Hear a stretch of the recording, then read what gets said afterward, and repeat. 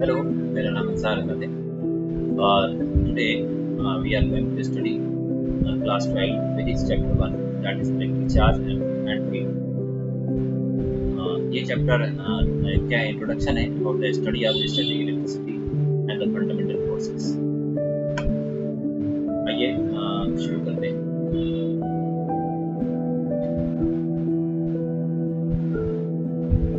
सबसे पहले हम समझेंगे what is electrostatic force. As we know that every day we experience a spark or crackle when we remove synthetic loss in dry weather, lightning during the thunderstorm in the sky, electric shocks while opening a car door or holding a bus balance, है ना। हम ये सब सारी चीजें experience करते हैं। Sparking of and crackles of the rimming of synthetic loss, ये सारी चीजें हम देखते हैं। Same as lightning during the thunderstorm भी हम सब रेगुलर देखते हैं इसको। Electric shocks while opening the car door, and sometimes in the summer we experience this event. These events occur due to electrostatic charges,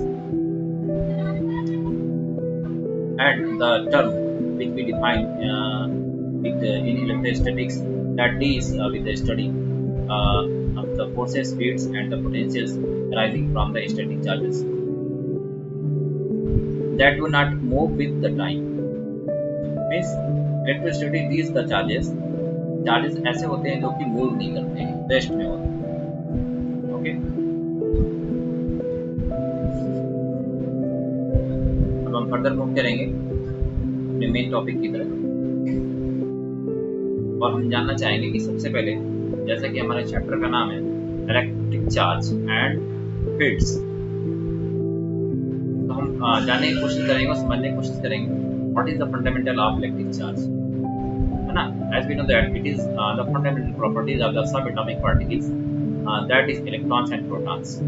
हम सब जानते हैं और पढ़ते चले आ रहे हैं पिछली क्लासेस में कि इलेक्ट्रॉन्स और प्रोटॉन्स ये हमारे चार्ज पार्टिकल्स हैं, है ना। As we know that electrons are negatively charge particles whereas protons are positively charged particles.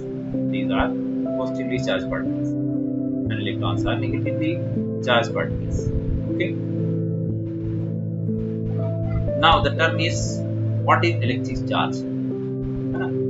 By virtue of this property, a charged particle experiences force of attraction or repulsion in an electric field or magnetic field.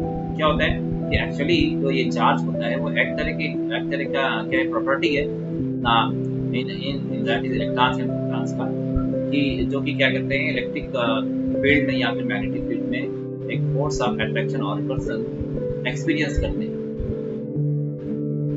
और इन्हीं charge particles का जिस हम terminology में study करते हैं उस physics की ब्रांच को हम बोलते हैं electrostatics. Okay, now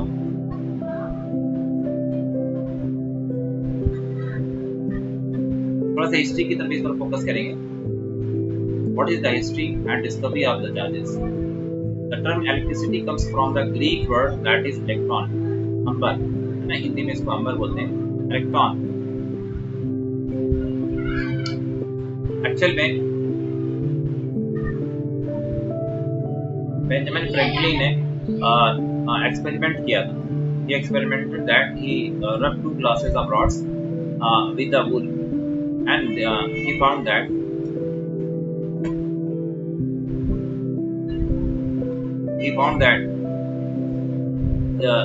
each glass rod they repel each other. Again he rubbed two plastic rods with fur, they also repel with each other. However, a charged glass rod attracts as charged plastic rod. फिर उसके बाद उन्होंने क्या काम किया कि जो glass rod था और आपका क्या प्लास्टिक का जो रॉड था, उस दोनों को आपस में करीब लेकर गए तो उन्होंने देखा कि वो एक दूसरे को क्या कर रहे हैं, अट्रैक्ट कर रहे हैं। इट मींस यहाँ से एक बात क्लियर हो जाती है कि जो ग्लास रॉड है इसके ऊपर डिफरेंट काइंड का चार्ज है और जो प्लास्टिक रॉड है इसके ऊपर क्या है, इसके ऊपर भी डिफरेंट काइंड का चार्ज है। Means they have opposite kind of charges they are. तो हेंस इस तरह से एक ऑब्जर्वेशन निकल करके आया। ऑब्जर्वेशन क्या आया, like charges repel and unlike charges attract. एक जैसे चार्ज क्या होते हैं, एक दूसरे को रिपेल करते हैं, बट जो अनलाइक चार्जेस होते हैं, अपोजिट कैंड के जो चार्जेस होते हैं, दे रिपेल ईच अदर।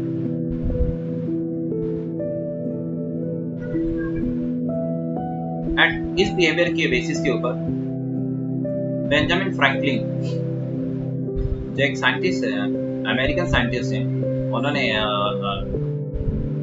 इन चार्जों को नेमिंग किया, मींस एज ए पॉजिटिव और negative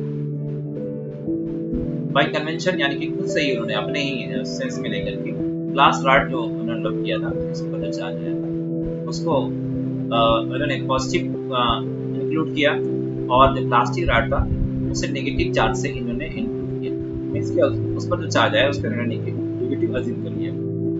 actually negative and positive charge are our assumptions.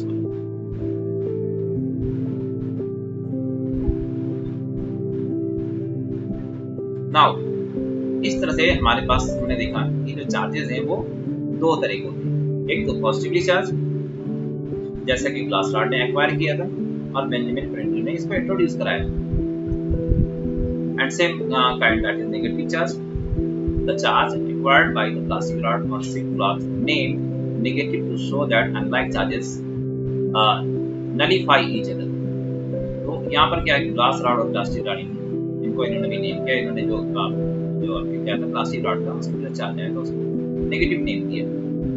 इस बिहेवियर से चार्ज में भी एक तरह की पोलैरिटी जो है आपका कंक्लूड हो गया, और इसी बिहेवियर के बिहाफ पर हम चार्जेस की डिफरेंट प्रॉपर्टीज की स्टडी करते हैं।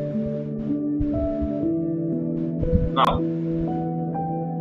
अब हम देखेंगे, एक और लुक लेंगे कि जो चार्जेस हैं, इन चार्जेस को कैसे एक्सपीरियंस करेंगे। उसके लिए एक डिवाइस डेवलप की गई जिसे हम गोल्ड लीफ इलेक्ट्रोस्कोप कहते हैं। किस नाम से जानते हैं इसको? गोल्ड लीफ इलेक्ट्रोस्कोप के नाम से जानते हैं। A simple operators to detect charge on a body. सिर्फ क्या काम करता है, चार्ज को डिटेक्ट करता है। मींस क्या है, जब कभी भी यहाँ इस जगह कोई चार्ज बॉडी इसको टच में लाते हैं तो इसमें चार्जेस क्या होते हैं, मूव करते हैं, और चार्जेस मूव करने के बाद में गोल्ड लीव्स के ऊपर आते हैं। सिंस क्या होते हैं, अभी इस लीव्स के ऊपर सेम काइंड के चार्जेस आ जाते हैं, so that they divert each other. The deflection of these leaves represents that the body is charged. It is negatively charged or positively charged. It is not able. This device is not able to define that. Alright.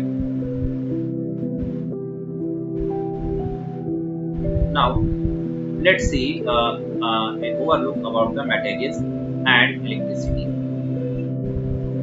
As we know that materials on behalf of electricity, there are three kinds of materials. One is known as conductor. Conductors क्या होते हैं? They originally allow passage of the electricity. ये अपने अंदर से electricity pass होने देते हैं। And contains free electrons. Very important point है। और इनमें क्या होते हैं? Free electrons होते हैं, like metals, human body, earth, etc. Same as insulators. Offer high resistance.